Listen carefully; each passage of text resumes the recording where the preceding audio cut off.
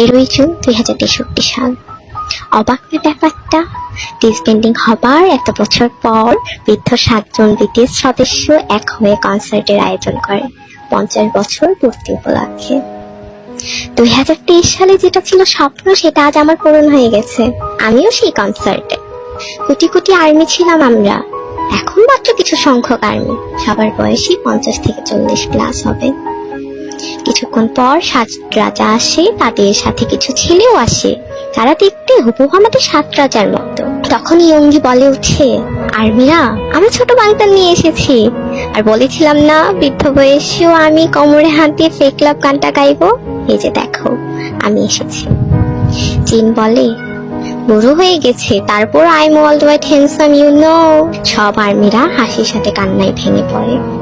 আমাদের ম্যাকনেলাইন বলে উঠে, তোমরা কান্না করো না, আমাদের কষ্ট হয়, ভালোবাসি তোমাদের অনেক, তাই তো দেখো এই বয়সে আবার এসেছি।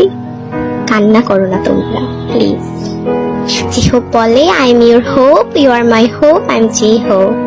নামজন বলে উঠে, ভালোবাসি আর্মি তোমাদের অনেক, থ্যাঙ্কস তোমাদের এত বছর পরও মনে রাখার জন্য আমাদের।